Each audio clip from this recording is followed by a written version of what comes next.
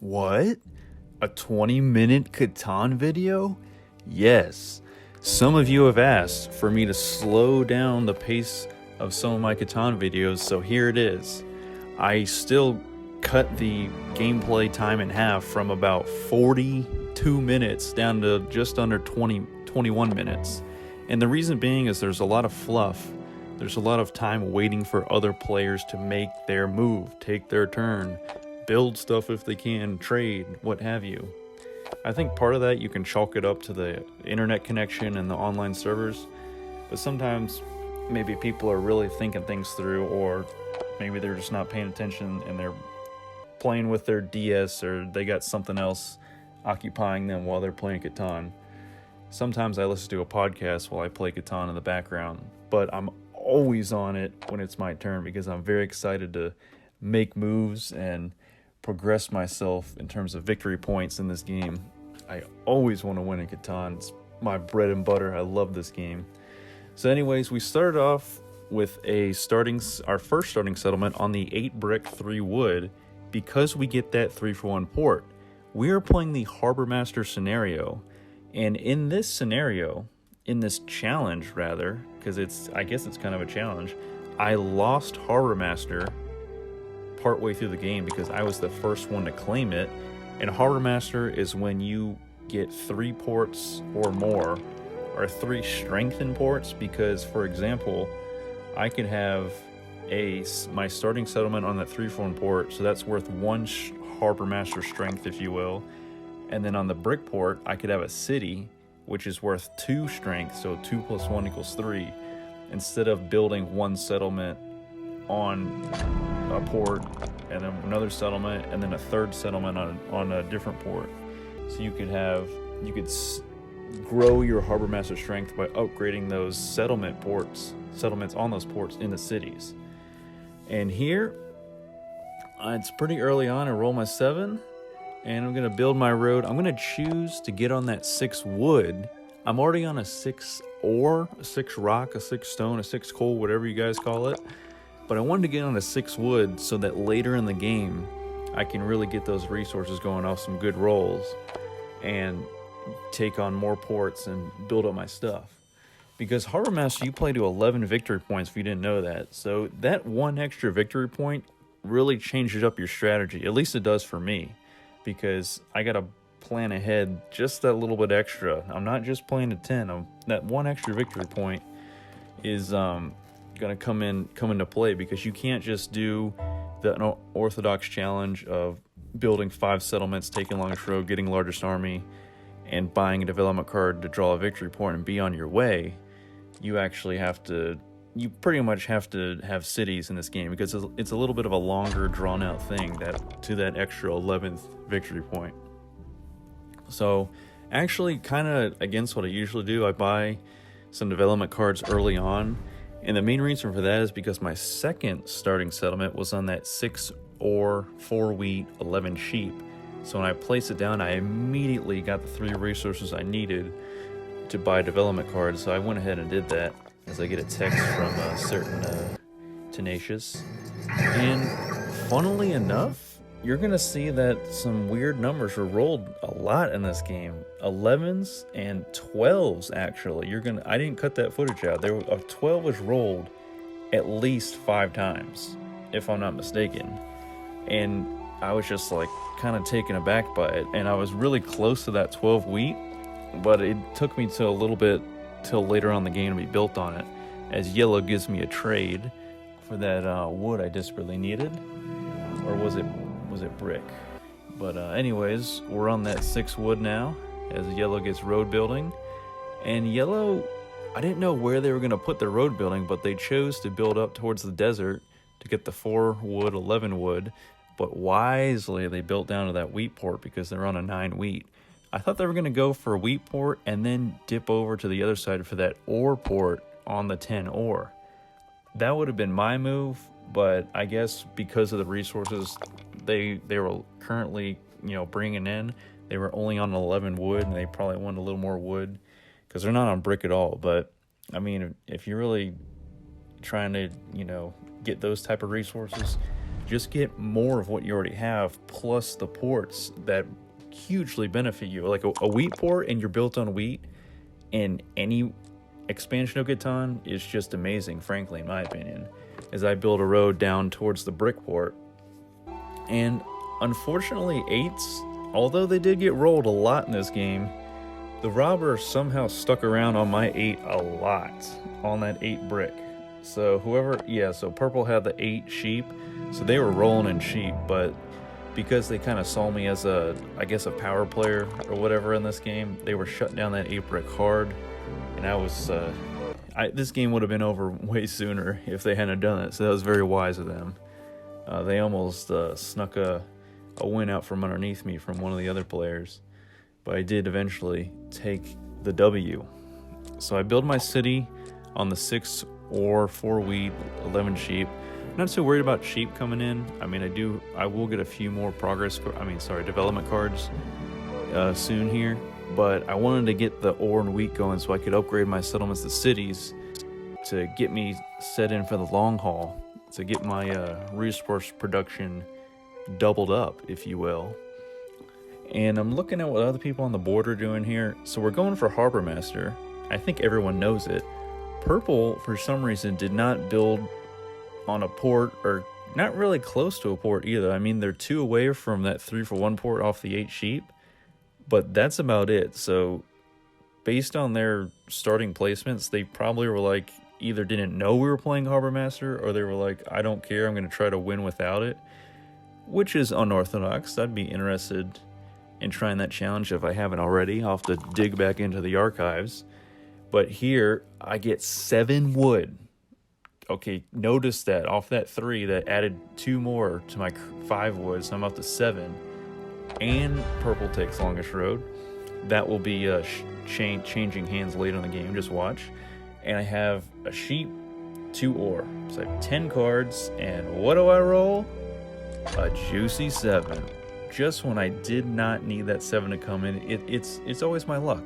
I don't know what it is, but every time the game is like, oh, Dupinator has more than 7 cards, so let's roll that 7 on his turn.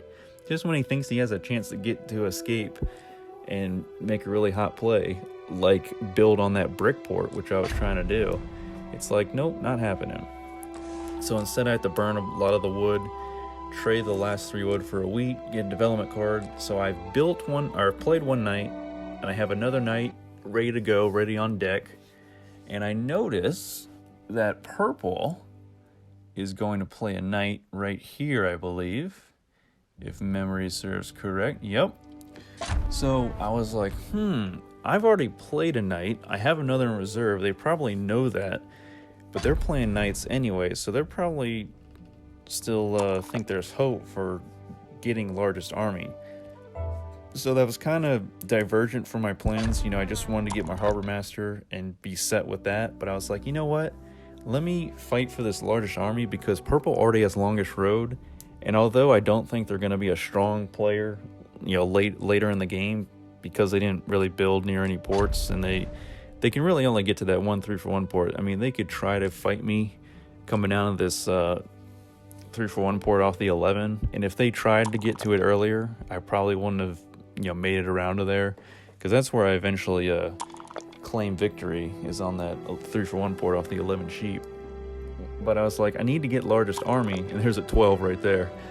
I was like, I need to get largest army so I can kind of solidify that, get those 2 extra victory points, because you kind of got to play to what's convenient for you to build. So I wasn't really getting a lot of brick because my 8 was getting shut down. So instead, I kept having a lot of, not a lot, but just enough sheep, wheat, and ore to build development cards. So I'm like, let me just keep building them. I do have 1 city already, so I was like, you know what? Let me just build development cards until I get largest army. I may have gotten lucky, drew a few victory point cards. But I'm also watching red. At the top of your screen, red has 2 settlements, and then they also have one on the 8 brick, 4 wood, 10 ore. But I see them sneaking over that 3-for-1 port at the top of your screen with the 6 wood. So they're already built in the 6 wood, as purple builds a second knight, and I'm like, okay, that's it. I have to play these last 2 knights, get largest army, because I can't let this happen. And I think they actually, no, they did not build a development card. So they've played 2 nights, but they don't have a third one in reserve. So I just played my second one, and you'll notice I have 2 wood and 3 brick. And usually I am a sucker. I cannot resist the temptation to build roads, but this one time I was like, you know what? I just saw red get that settlement on that 3-for-1 port. They might be trying to challenge me for Harbormaster. Yep. So they built a road pointing towards a sheep port at the top of your screen. So I was like, nope, I gotta stay strong. I have to wait until I can get a sheep or trade 3-for-1 for it and get that brick port, because I need Harbormaster to win this game. If I don't get Harbormaster, I'm gonna lose, and that's just how I was feeling. Because you'll see that with 4 players on this basic Catan board, space runs out quickly on this board. So you really gotta build out early on while trying to upgrade the settlements. You just gotta play your cards right, the old saying. So that's how it goes. Every turn matters in this game. You'll look back, you're like, man, I wish I would have done this. I wish I would have gotten rid of these cards for a 7-inch roll and built something rather than saved them. But other times you're like, oh, I should have held on, so I could have done this better play just 1 or 2 turns later. You never know what the dice rolls are going to do. So purple just built another development card. So I was worried that was a knight because we're tied at 2 knights apiece. So I was like, nope, I absolutely have to play this knight, because now I don't want to play catch up, because now that I have a largest army with 3 knights played, purple, if they have a knight, they also have to buy another knight, hope it's a knight when they draw it, and then play that 4th knight in order to take largest army from me. So thankfully, I'm going to hold on to it for a good while. And you'll see some of the other players try to hop into the largest army game, but it's going to be too late for them, because now I'm at 7 victory points. We're getting kind of close as yellow builds onto the port. So yellow has 2 ports. I have 2 ports. Red has 1 port, but they're about to get the sheep port. So at this point, if yellow upgrades either one of their port settlements to a city, they get Harbormaster. Turns out purple did not have a 3rd knight. They had Year of Plenty. So that's good for me. And I believe they're just going to build a road and take... No, they already have a longest road. They're just going to extend their longest road. I guess they build 2 roads. So they'll be able to build on that 8 sheep, get the 3-for-1 port, big whoop. They're sitting at 5 victory points, but red could easily take longest road at any point, because I think they're either tied. No, red has 5 roads as they get the sheep port. So now red's at 2 for the Harbormaster race, and purple's at 6 roads. So longest road is not super secure right now, but I'm not worried about that, because you see I'm not really in contention for that. And the robber's back on my 8. I'm going to roll, and I get a 4, thankfully. 4s are not rolled that much this game, but they're thankfully rolled just enough. So now I get the Harbormaster because I chose to build my city on that 8 wood, 3 wood, 8 brick, 3 wood, 3-for-1 port. Other times, if I was really, if I had a wood port, I would have built on that 3 wood, 6 wood. But because this is Harbormaster, you just want to upgrade your port settlements to cities, like I've been saying. And now we're kind of getting down the wire, because that boosted me up to 10 victory points. As you see red build a city on that 3-for-1 port up in the 6 wood. So now red and I are tied for the Harbormaster race. So we're at 3 apiece in Harbormaster strength. And if red upgrades that sheep settlement to a city, that sheep port settlement, I would say, they take Harbormaster from me, which gives them an extra victory point for the city, plus 2 victory points for Harbormaster, and pulls me down 2 victory points for losing Harbormaster. So that's a huge swing in these games to relatively not many victory points, because if you look at a lot of Seafarers or Cities and Knights games, you play the 14, 15, 16, even 17, maybe even a little higher if you're playing greater Catan scenarios in terms of victory points. So this is only to 11, so you really got to play your cards right, like I've been saying. So now I have a road set up right near that 3-for-1 port on that 11 sheep. So I am ready to take back what is mine. And you'll see that red is trading stuff in. And yes, they are going to upgrade that sheep port settlement to a city, boost themselves up to 10 victory points. At this point, they just need to build one more city and win the game, or draw a development card, hope for a victory point. That's how close they are. And, you know, heart's racing. I'm like, come on, man. I spent all this time. At this point, I'm probably 30 minutes invested in this gameplay. And, you know, we're in this video with me. You guys are only 15.5 minutes in. I was like, I've been playing this game for so long. Just a basic Catan game, which usually takes me like 20-25 minutes. I cannot lose this game after all this. I should be winning, right? Because if I build a settlement on that 3-for-1 port, I take back Harbormaster, get this third victory point for the settlement, and win the game. And you see what I'm dealing with here. An 8 was just rolled by purple. I would have had 2 brick. I would have traded in my 3 my ore for a sheep, and I would have built the settlement in 1. But nope, because my 8 was shut down so much, I had to just keep rolling the dice and passing, rolling and passing. I did that a lot this game, which I do almost every game. And of course, because I have 8 cards, I roll a 7. I can't even build a settlement a city if I wanted to. Which I was like, you know what, that's my backup if I can't get the brick and sheep in a trade. But I can't even do that. And so I hope that I can at least steal from a wheat from red to buy a city. But nope, that's not going to cut it either. And of course, yellow does a monopoly, takes all 5 of my brick. So now that the robber is off me and I was actually getting brick, yellow goes and just steals all of it. So I was really lacking for brick in one of the hottest brick tiles of the whole game. And you'll see that yellow got themselves set up. If they build one more road right near that, in between that 12 wheat, 9 wheat. And a 2 was rolled there, by the way. Let's just notice that red gets 3 wheat off a 2. And that will never be shut down, even though it never really gets rolled. But of course, like 2 gets rolled late in the game when red really needs it. So I just thought that was funny. And thankfully, purple shuts down red instead of me.